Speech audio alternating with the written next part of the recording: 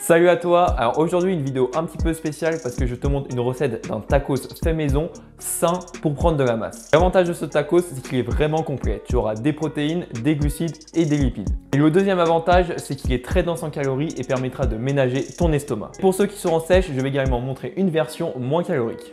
Hop hop hop, et avant qu'on aille plus loin, reste bien jusqu'à la fin parce que j'ai un petit cadeau pour toi. Donc alors là, je vais t'expliquer un peu comment va se dérouler la recette. On va commencer par faire une petite sauce maison, ensuite une sauce fromagère, la préparation des steaks, la préparation des dindes et les galettes de pommes de terre. Alors là du coup, on va commencer par faire la sauce maison. Pour ça, on a besoin de l'ail, du cumin et du curry. Tu vas prendre du curry, tu vas verser à peu près 3 à 4 coups et tu vas faire en sorte que les 3 épices soient de même quantité, soit le même pourcentage.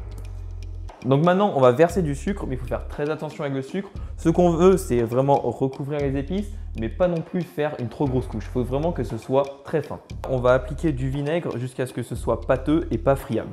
Donc on met quelques gouttes et je vais mélanger en même temps. Donc là, je vais appliquer de la mayonnaise.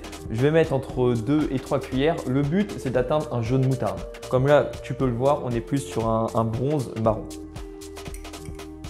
Et là, tu mélanges.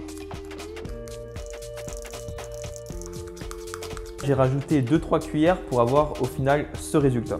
On en a fini avec la sauce maison, donc je la mets ici et on va passer à la sauce fromagère. Alors pour la sauce fromagère, c'est ultra simple. Il y a juste besoin du cheddar et de la crème semi-épaisse. Donc 25 g de cheddar et 90 g de crème semi-épaisse. Pour la sauce fromagère, ce que j'aime, c'est avoir une sauce qui est vraiment épaisse. Donc ce que je vais faire, c'est que je vais la cuire maintenant et la laisser reposer par la suite pour après la mettre dans le tacos. Donc là, on vient juste de finir la cuisson des steaks et on va s'attaquer à la dinde. Alors pour la dinde, avant, on va faire une petite marinade qu'on va laisser mariner pendant 4 heures grand minimum, mais l'idéal, c'est une journée. Donc maintenant, on va appliquer une base de 3 épices qui sont le paprika, l'ail et le curry.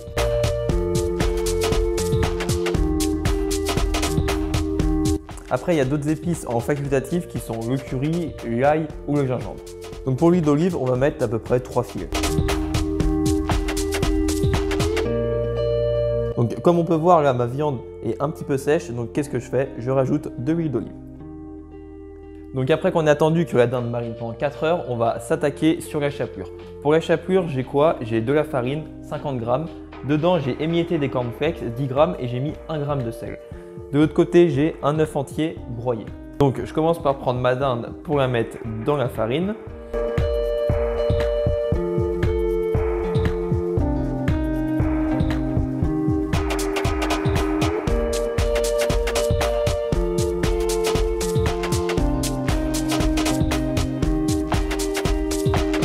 Alors là, je viens de mettre 150 g d'huile de friture dans ma casserole et j'ai mis un petit morceau de chapelure. Et quand on voit que ça frit comme ça, c'est que l'huile est suffisamment chaude. Maintenant, je vais mettre mes tenders dans l'huile, comme je vois que c'est bon. Après 5 à 10 minutes de cuisson, on va enlever nos tenders et on va les mettre dans les sopalins pour enlever l'excédent d'huile. Voilà, l'objectif, c'est qu'ils soient légèrement brunis et pas trop blancs. Donc là, il y a mes 230 g de patates qui sont venus en 200 g de patates râpées que je vais mettre dans la poêle où j'ai déjà mis du beurre. Ce que je vais faire, c'est que je vais étaler, je vais tout mettre. Alors là, je rajoute des petits morceaux de beurre pour rendre la préparation meilleure. Donc là, on a cuit les pommes de terre pendant une dizaine de minutes. Alors une fois que tu as cette coloration légèrement dorée, c'est que c'est bon. Donc on arrive pour le final. Le final, c'est l'assemblage de tous les aliments. Je vais le faire dans cet ordre. Après, c'est à toi de voir ce que tu préfères. Donc je vais commencer par mettre la petite sauce qu'on a fait au tout début. Je vais l'étaler un maximum sur le wrap. Alors si tu le souhaites, tu peux rajouter un petit peu de ketchup dessus. Donc une fois qu'on a mis la sauce, on va mettre les viandes. Donc après, on va mettre les viandes en fait bien serrées comme ça pour que ensuite il soit beaucoup plus facile à fermer. Et je vais mettre la galette de pommes de terre par-dessus. Une galette de pommes de terre qui ne s'est pas très bien collée, mais qui va toujours garder de son goût.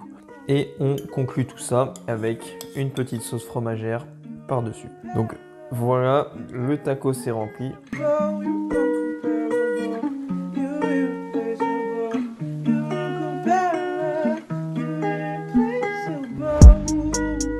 Donc voilà, j'ai coupé le tacos pour que tu vois à quoi il ressemble. Comme tu peux voir, vraiment très appétissant.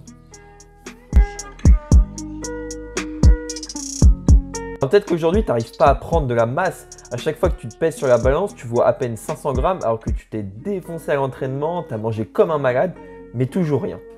Du coup, tu veux quand même ce physique athlétique, d'autant plus que l'été arrive bientôt, bon, il reste 2 à 3 mois, il est encore temps de faire quelque chose, tu as envie d'enlever ton t-shirt de manière confiante. Ça, je le comprends. Alors pour que tu prennes de la masse musculaire, pour que tu sois plus à l'aise dans ton corps et pour que tu vois enfin ton reflet qui change dans le miroir jour après jour, je te propose de prendre un appel gratuit avec moi dans lequel on va discuter de tes problèmes et dans lequel je vais t'apporter une solution. C'est hyper simple, tu as juste à cliquer dans le premier lien dans la description, tu choisis une date et on s'appelle. Alors si j'atteins plus de 200 likes sur cette vidéo, je refais une recette comme je l'ai fait d'un autre plat. Et si tu as aimé, n'hésite pas à me le dire dans les commentaires et à t'abonner. Moi je te dis à la prochaine.